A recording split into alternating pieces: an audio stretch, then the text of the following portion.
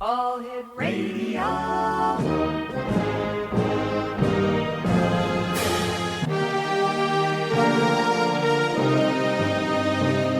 Welcome to the X Zone, a place where fact is fiction and fiction is reality.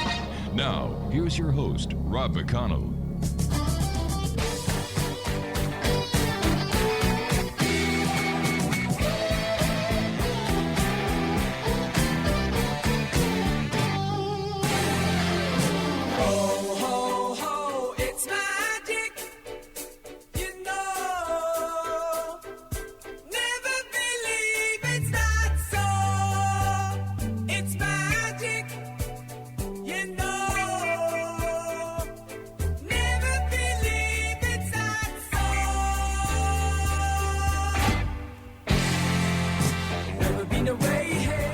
And welcome back to the X Zone, everyone. I am Rob McConnell. We're coming to you from our broadcast center and studios in Niagara, Ontario, Canada.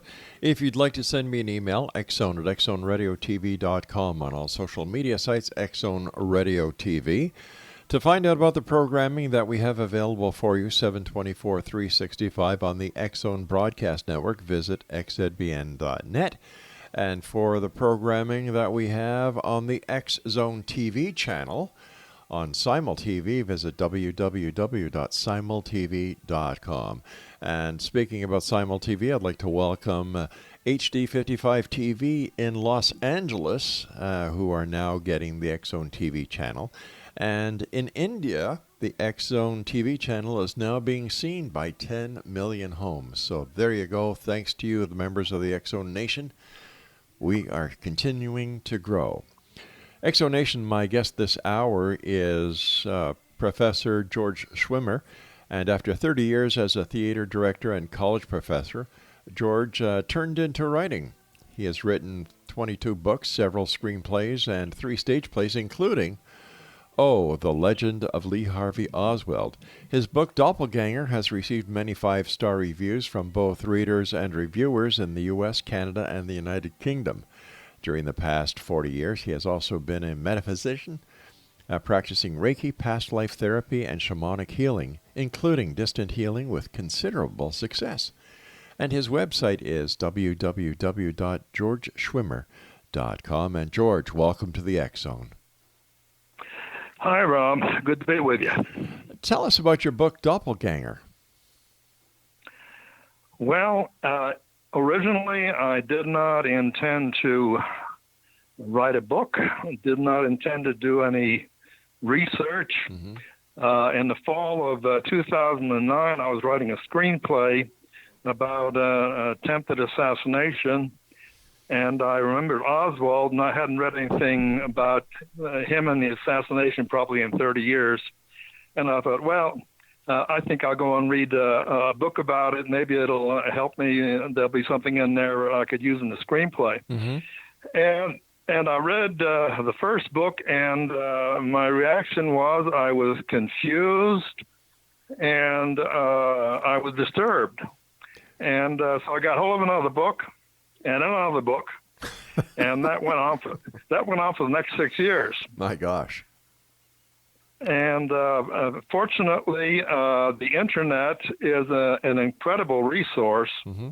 and there's all kinds of factual material that various researchers have put on the Internet, including all of the testimony of the Warren Commission witnesses, FBI reports, Mm-hmm. et cetera, And I started doing the research, and I found some very strange things. Tell us about the strange things that you found. Okay. The first thing was Lee Harvey Oswald, quote, in quotes, Mm-hmm. because that's not his real name, but that's the name he was using, for the 4 months or 3 months before the assassination, Lee Harvey Oswald started popping all over the place. In New Orleans, in Houston, in Dallas a number of times. The big one was Mexico City, and other places. So there was something like, 12 to 18 different Lee Harvey Oswalds. Well, that was pretty peculiar, and nobody who made a record of this in books that I read could make very much sense out of it, except a few researchers who thought, well, somebody has to be impersonating him, which is very peculiar because the Warren Commission said that Lee Harvey Oswald was a lone nut. Well, how could a lone nut be impersonated by 12 to 18 people? So that was one thing. The second thing that I discovered was when I started reading different accounts of Oswald, he was at one time or another different height, different weights, different colored eyes. He did or did not have a mastodectomy, a scar over his left ear. He did or did not drink. He did or did not talk about his family. He was pleasant. No, he wasn't. He was nasty. He was a drunk. No, he was a teetotaler. Well, you can see that doesn't make any sense, right? Well, I'm confused at this point myself. Yeah, well, everybody was confused, and I couldn't make any sense out of it. Yeah.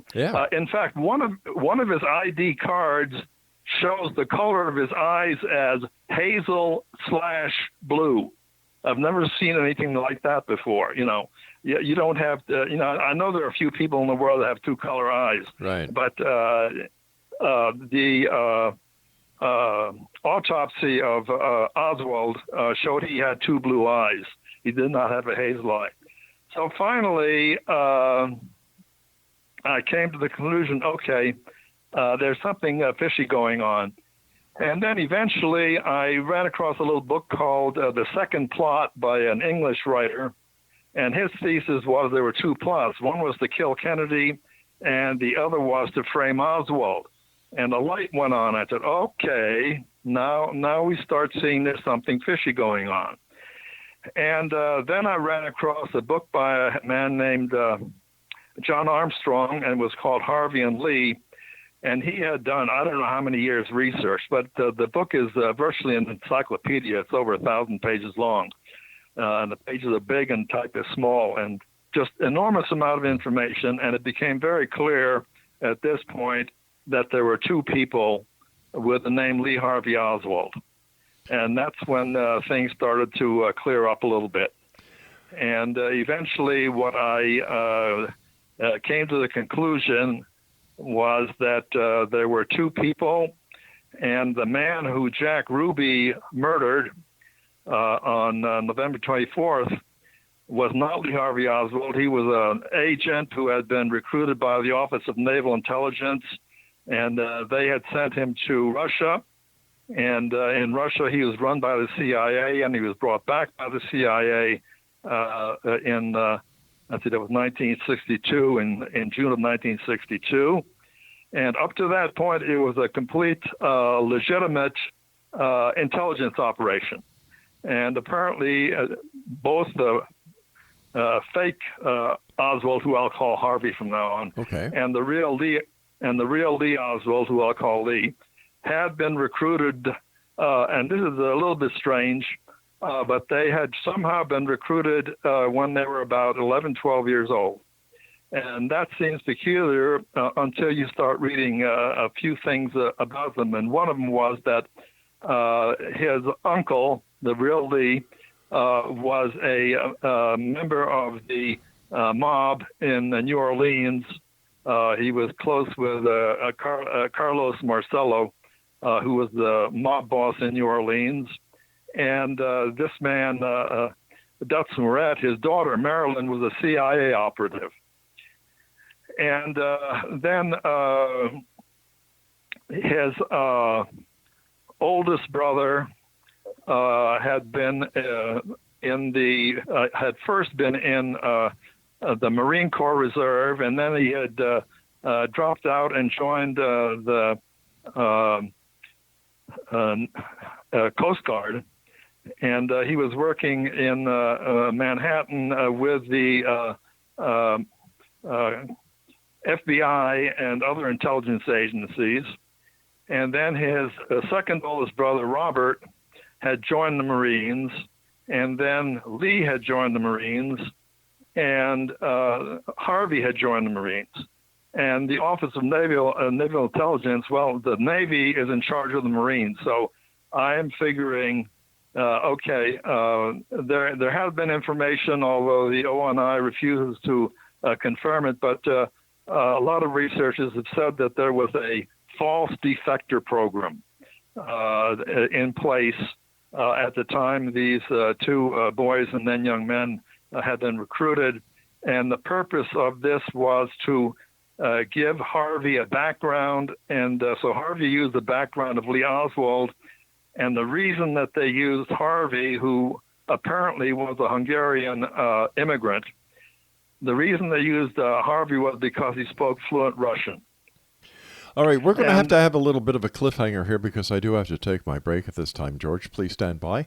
Exonation, my guest this hour is George Schwimmer, and his website is SCHWIMMER.com. That's GeorgeSchwimmer.com. And George and I will be back on the other side of this break as we continue here in the X Zone from our broadcast center and studios in Niagara, Ontario, Canada.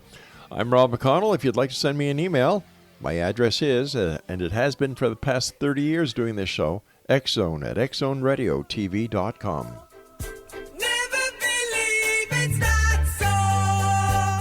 It's magic, you know. Never believe it's not so.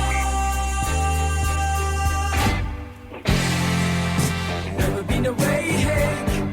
Never seen a day break. Leaning on my pillow in the morning.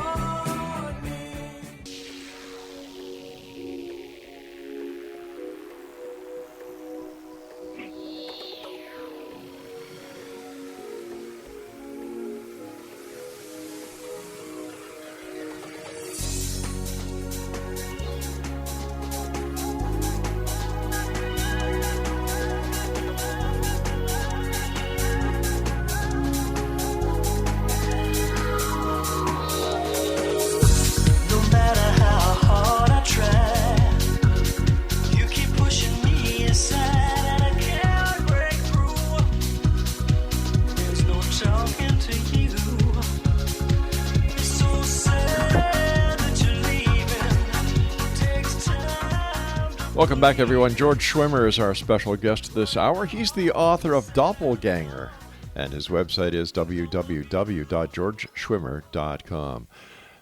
George, before, in the previous segment, you were telling us that all these Lee Harvey Oswalds were popping up all over the place. And Yeah. were these the same two that we're talking about now? One called Harvey, and then there's Lee. Or are there more Lee Harvey Oswalds out there that we don't know about yet? Yeah. See, the assassination plot was run by the CIA, by not the CIA as an organization, but by rogue agents in the CIA. And one of the things that people don't really bring out, and I just want to mention here, is that an organization, an intelligence organization like the CIA, one of their main tools is confusion and disinformation, and of course any kind of lies. And in the case of Harvey, what is called a legend, and they invent this life story for this individual. Now, the reason they invented the life story for Harvey instead of just recruiting Lee was apparently because Harvey spoke fluent Russian. Now, one of the things that I eventually, in order to go and untangle this enormous mess, because there's about 5 different plots going on at the same time, one of the plots was, as I've mentioned, is having these 2 boys who grow up and both of them join the Marines and so on, and have their lives intertwined. And so, for example, the story of began in New Orleans with Lee, and Lee eventually came to New York City. At that point, Harvey was there, living in what's called Little Hungary, on the east side of New York. And so their lives from that point on were intertwined. And so they were always in the same city roughly at the same time. And so by the time that Harvey, when Harvey joined and Lee joined, they both joined about the same time, but apparently there were two sets of records. And the FBI wasn't able to go and destroy and hide all the records, and there's indications that they were at different places at different times. Lee went to Japan, and Harvey, after he was, and both of them were trained in radar. And Harvey, about a year after his basic training, was pulled out of the Marines and was trained by the CIA and maybe the ONI. But anyway, he was trained as a intelligence agent with the purpose of sending him to Russia as a false defector. And so they went along their course in the Marines until about the middle of 1958. And at that point, Lee came back from Japan and disappeared, and Harvey took his place. And of course, nobody knew this, but that's what happened. And then from that point on, Harvey started talking about, supporting Russia and supporting Castro and supposedly learning Russian, which is ridiculous because the Russian is one of the hardest languages to learn. And the idea that he was a high school dropout, he only had 2 years of high school, that a high school dropout is going to teach himself how to speak fluent Russian is nonsense. But that's what the Warren Commission claimed. And so this is how their lives became intertwined. Okay, so back to your question.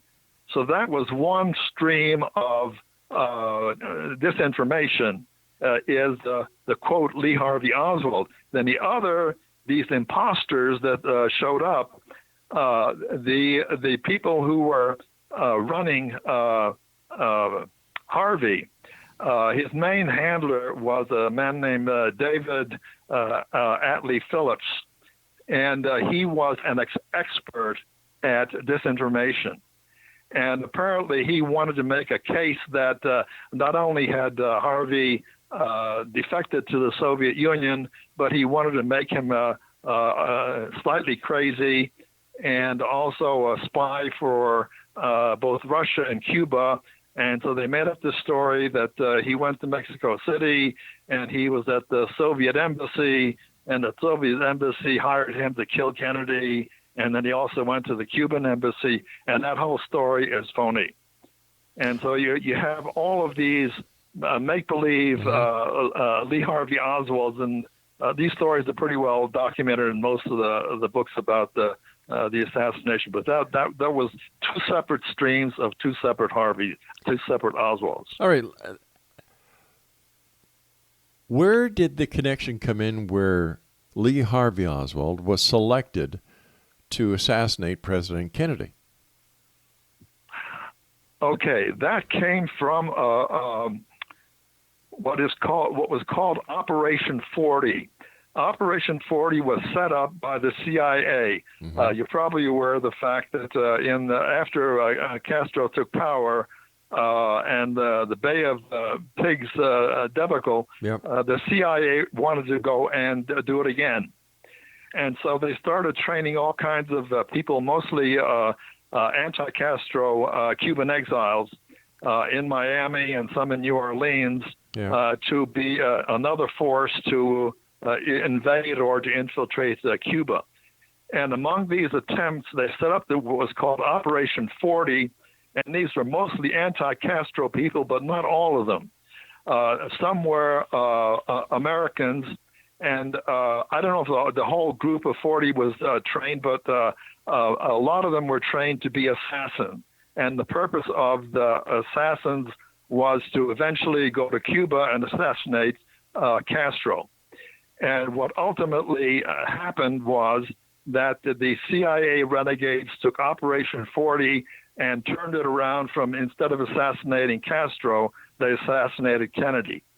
And now when Lee Oswald came back from Japan and Harvey took his place, he apparently went to the Monterey Army Language School because in 1963, some women met him and they said he spoke fluent Spanish. And the only way he could have spoken fluent Spanish, because he had no Spanish background, was to be trained by this language school. So my theory of this is that he came back from Japan, went to this language school, and then he was sent down to Florida to help train anti-Castro Cuban exiles in the Everglades.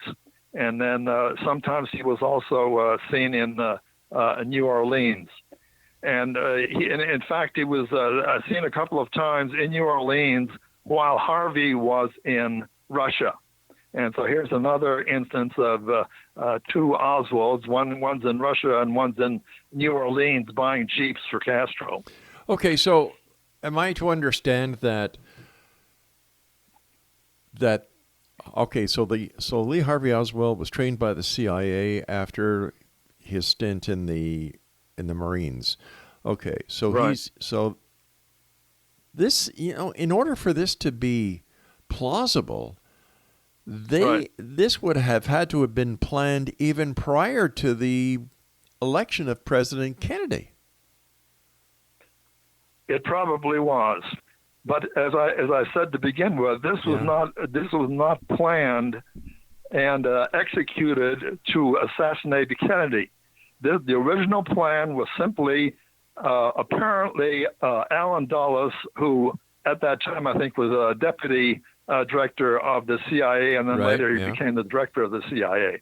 I found somewhere that Dulles had gotten fascinated with the idea of using twins in intelligence work.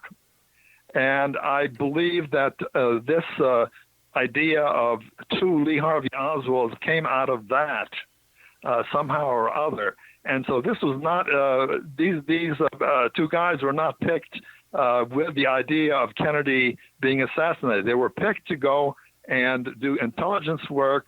They were recruited by the ONI, which was interested in the false defector program. Harvey went over there to be a false defector. This was a legitimate intelligence operation. He was there for 32 months.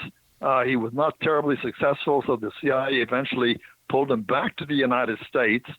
And until he came back in June of 1962, and until the end of April of 1963, he was still doing legitimate intelligence work. At this point, he was also an informant for the FBI, first in Dallas, and then he was sent to New Orleans, and then starting in New Orleans is when he started becoming what is called sheep-dipped. And Harvey went around stating his admiration for Fidel Castro. He was on radio, he was on TV, he was handing out leaflets in New Orleans and claiming to be this lover of Castro and setting up a branch of some pro-Castro organization in New Orleans. Okay, stand by, George. I've got to take my news break at the bottom of the hour. And Exonation, George Schwimmer and I will return on the other side of this news break as we continue here in the X Zone with yours truly, Rob McConnell, from our broadcast center and studios in Niagara, Ontario, Canada. You keep pushing me aside.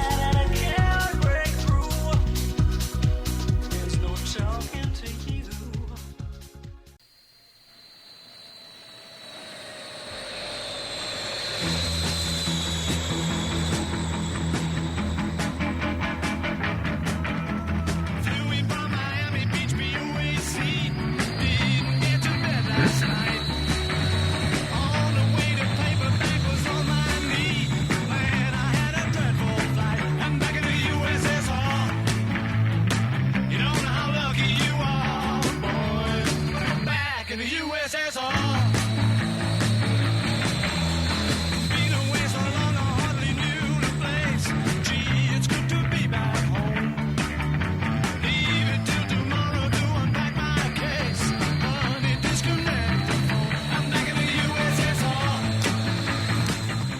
Welcome back, everyone. George Schwimmer is my special guest this hour, and we're talking about George's book entitled Doppelganger. Now, George, where can the listeners get a copy of your book?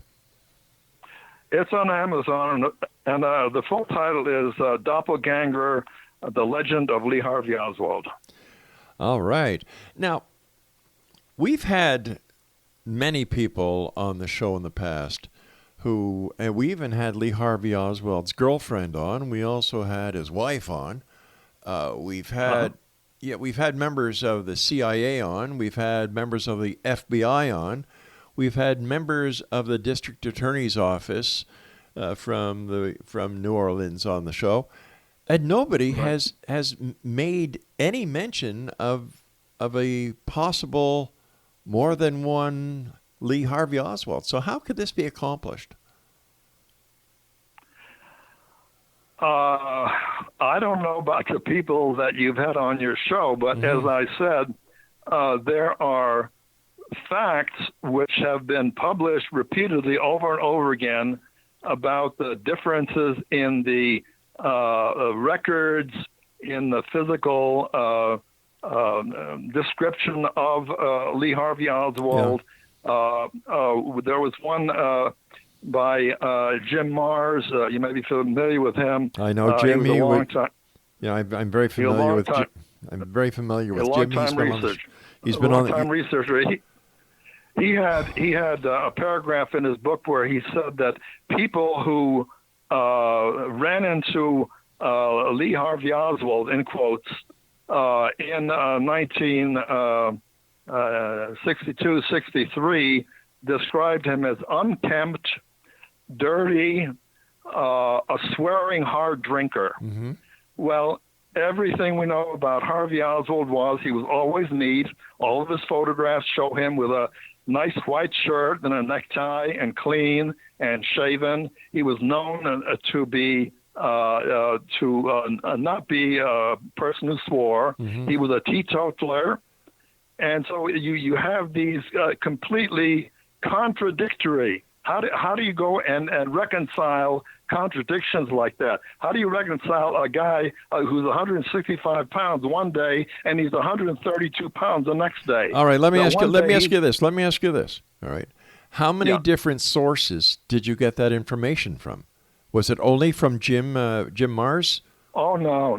I read 60 books, and they all, not only from the books, but the people who knew him. And, for example, now, I don't remember the guy's name. I didn't put his name in the book because it wasn't relevant. But one of his buddies, supposedly his buddies, quote, Lee Harvey Oswald in Japan, mm-hmm. Was interviewed. I can't remember the interviewer, somebody like Jim Mars. And he flatly said, the guy I knew in Japan was not the guy who Jack Ruby shot in the basement of the police station. Okay, now here, let me ask you this, okay?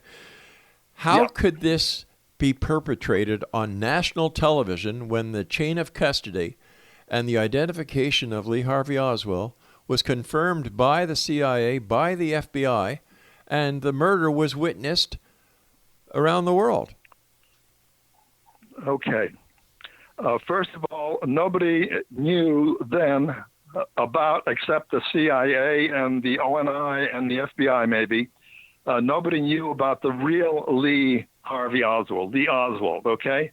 The only person that the world knew, mm-hmm. starting when he, quote, defected to Russia, which was in September of 1959, Harvey was the only person that anybody knew about that. So as far as, going from one to the other, there is a clear record of Harvey going to Russia, of Harvey being in Russia, of Harvey coming back with Marina in June, and of going to Fort Worth to stay with his brother and his so-called mother, who was another phony, and so on. So, I mean, that whole story, the legend, which I mentioned, mm-hmm. the term legend, is very clear. It was intended to be a legend.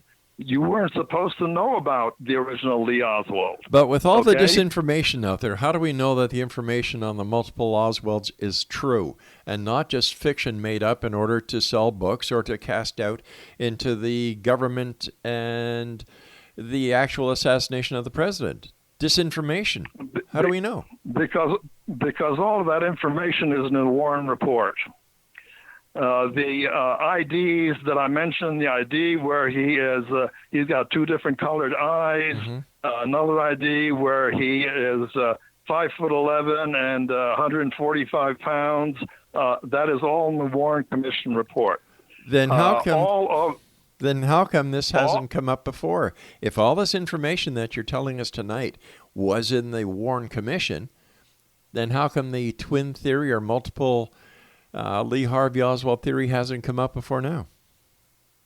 Oh, it came up before, but not the way that I'm describing it now.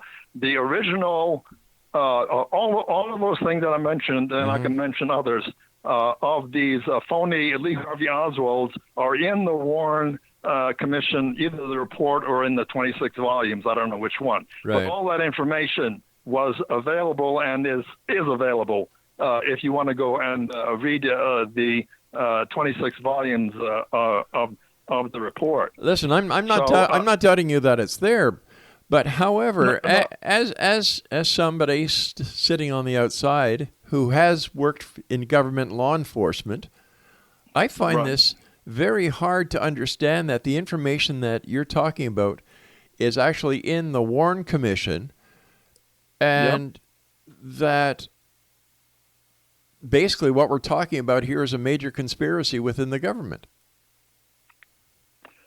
No, originally there was not a major conspiracy. Originally, as I said, Harvey and Lee were recruited and run as legitimate intelligence operation. And in fact, his cousin Marilyn, who I mentioned early on, knew about this. And a reporter was told by a CIA informant that Marilyn had helped to go and facilitate Harvey's trip to Russia. So this was up to April of 1963. Harvey was being run as a legitimate intelligence agent. He was then sent to New Orleans with the idea, which I don't know if it was legitimate or not, but this is what he thought it was going to happen, that he was going to be sheep-dipped to be a Cuban sympathizer, a Castro sympathizer, and that he would eventually be sent to Cuba to try to assassinate Castro. So up to that point, and as far as Harvey knew, and as far as the world eventually knew, this was a legitimate intelligence operation. This was not an operation set up originally to kill President Kennedy. Now, where Harvey came in was when he came back from Russia, the CIA did not trust him because he came back alive. And so they decided, apparently, that he was expendable. And the plot that they had come up with was that there would be a patsy. And the patsy everything would be dumped on the patsy. And in fact, there were originally 4 plots, apparently. I think this is according to Richard Case Nagel. And the first plot was in Chicago, and Harvey may have stopped it because an informant called the FBI, an informant named Lee called the FBI, and the FBI notified the Secret Service and told them there was going to be an assassination attempt in October in Chicago, and the Secret Service managed to catch 2 of the people, and of course they never talked, and so they had to let them go. So that was the first attempt. And then Nagel said there were 3 other planned attempts. One was in Miami, and the reason that didn't take place was because the chief of police, when Kennedy came in, refused to have a parade, refused to have a motorcade, and they took Kennedy by helicopter to wherever he was speaking. So then the third one was in Dallas, and if that hadn't worked, they were recruiting. They were trying to recruit people, according to Miguel, in Los Angeles. And so the Kennedy conspiracy, I don't know how far back it goes because it's impossible to tell, but I'm pretty sure that by the middle of 1962, it was in the works. All right, and they were looking for Patsy, and Harvey was it. All right, stand by. We've got to take our final break for this hour. Exonation George Schwimmer is our guest this hour. www.georgeschwimmer.com, and we'll be back wrapping up this hour here in the X Zone with yours truly, Rob McConnell, from our broadcast center and studios in Niagara, Ontario, Canada. This is a twist to the Kennedy assassination and Lee Harvey Oswald that, after doing this show for 30 years, I've never heard about. We'll be back. Don't go away.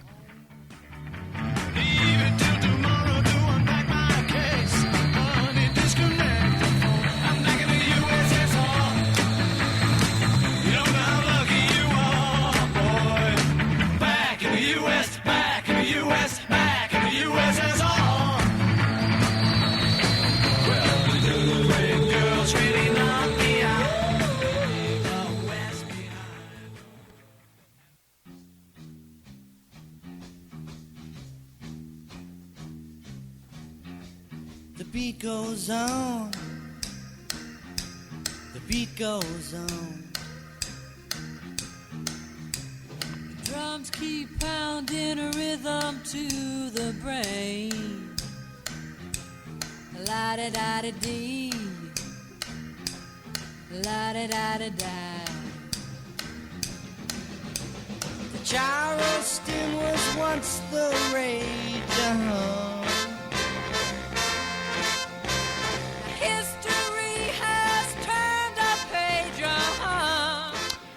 Exonation George Schwimmer is our guest this hour. We're talking about his new book entitled Doppelganger. It's available on Amazon.com. George, why was Lee Harvey Oswald selected by the CIA to assassinate President Kennedy? Okay, first of all, as I mentioned, he was in the Marines, and he had a great deal of admiration for his brother, Robert, who was, I think, about 4 years older.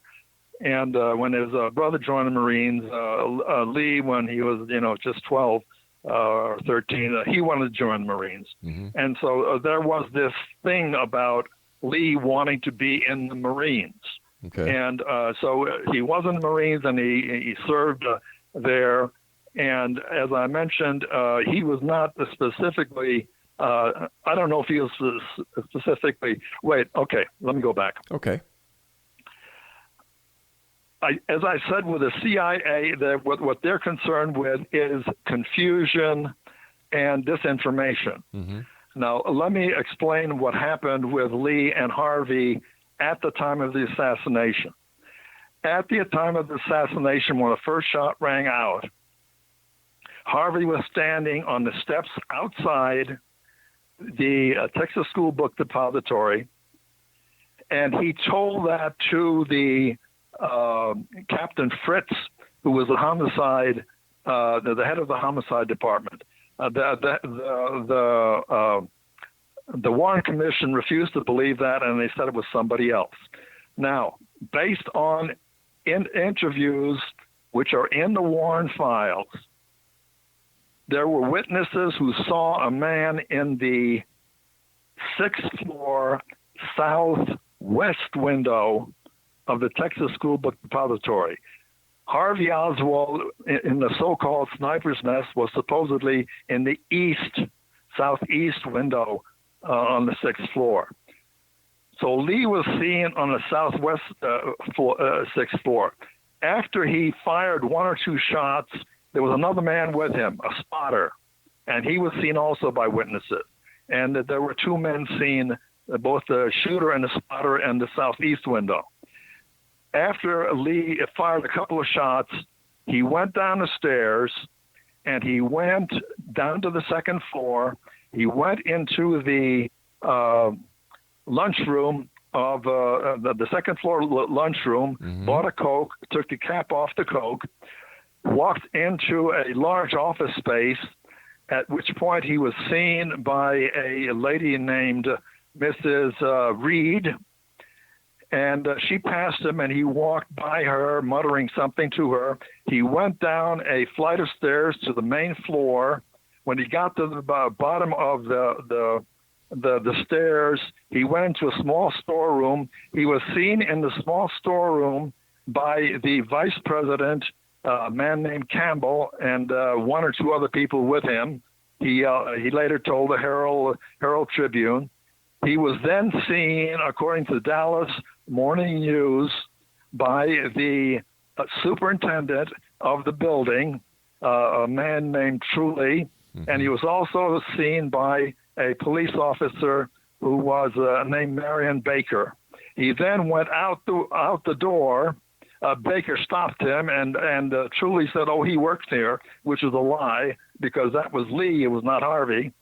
And so Lee went out the door, and he met a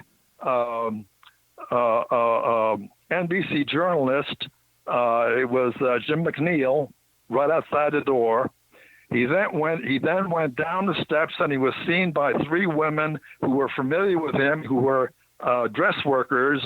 They were across the street on the second floor looking out at the parade, and they saw Jack Ruby hand Lee Oswald a pistol.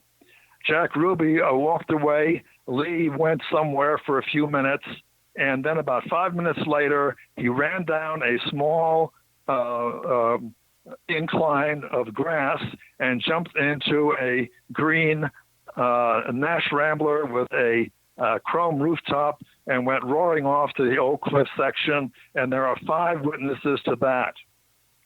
So there are witnesses to virtually everything, starting from when Lee was first seen at 12:15 p.m. by 2 or 3 witnesses, and his entire route is witnessed. And that's all in the Warren report. Then who killed Kennedy? According to the information I was able to obtain, there were at least 7 or 8 shooters. There was one shooter who was on the South Knoll, and it was probably Frank Sturgis. The next was on the west end of the Grassy Knoll, and a man named James Files has admitted to being the shooter who fired the last shot. The next shooter was probably a Sicilian hitman who was standing at the other end of this stockade fence. Then there was Lee in the upper window and the other guy in the upper window. And then there was another Sicilian shooter on the second floor of the Dow Tex building. And the final one was on a roof of the records building. And years later, a shell from a rifle was found hidden under something on there. So we know there was a shooter there. And then also years later, a young man with a metal detector was looking, I don't know what for, behind the picket fence, and he found a shell casing which had teeth marks on it, and he took it to somebody who his father knew was a dentist, and the man said, "Yes, these are teeth marks." And James Files said to an interviewer that after he had fired the final shot, and he didn't know why, he bit the shell casing, and that's where the teeth came from. All right, but we don't know for a fact whether or not that was the shell casing and the teeth marks, because there was no comparison. It's a hypothetical possibility. Yeah, it is a hypothetical possibility. With now, all this, I want to point out. My time is going very fast here. My question is, with all the information that apparently is in the Warren Commission, how come nobody has been arrested if, in fact, there was a major conspiracy and if there were, in fact, others involved? I'm sorry, what was your question again? Why hasn't anyone been arrested if all the information that you have told us today was in the Warren Commission? It doesn't make any sense. Yes, it does. There are many books that will describe to you how witnesses were murdered for years afterwards. For not only the year after the murder, but later when the House committee investigated, there were other murders, and there's a whole book written by Richard Belzer. It's called Hit List, and I think he lists 67 people who may have been murdered because they knew something about the assassination. So, but the other thing you have to keep in mind is all of these people, the top people, who knows who they really were. But the people on the lower level, let's say, for example, detectives or FBI agents or CIA agents, their jobs are on the line. Their lives are on the line. They know that if they talk, they're going to be killed because they know that some people were killed. Here's something very strange that I think puts question into all of this, what we've been talking about this evening, is the CIA has no jurisdiction and cannot legally operate within the United States. And they have been operating in the United States since about 1950. Then how come, knowing this, they're still permitted to do what they do? And how come, if the CIA was responsible for the assassination of President John F. Kennedy, that the CIA hasn't been held accountable for it? Because everybody wanted Kennedy dead. I don't think everybody. Well, I'll tell you who wanted him dead. The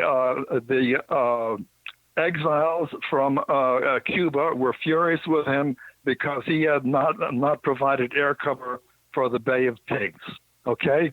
The CIA wanted him dead because Kennedy said he would break the CIA into 1,000 pieces. He should have. After the Bay of Pigs invasion. He should have. What? I said he should have. He should have, but he was going to, and he actually started. He transferred some of the CIA's responsibilities to the Pentagon before he was killed. All right, George, I hate to do this, but we've run out of time for tonight and Exo Nation. If you'd like more information about our guest this hour, George Schwimmer, visit his website at www.georgeschwimmer.com. Are you a believer or are you a skeptic? In this case, I'm very skeptical of this information. I really am.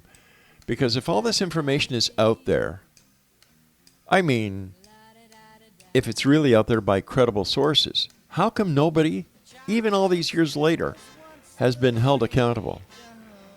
And I, for one, know for a fact that just because it's on the internet does not mean it is true. We'll be back on the other side of this break. Whatever you do, don't go away. The mini skirts, the current thing.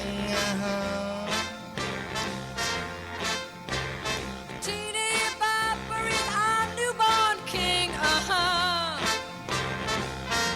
And the beat goes on. The beat goes on.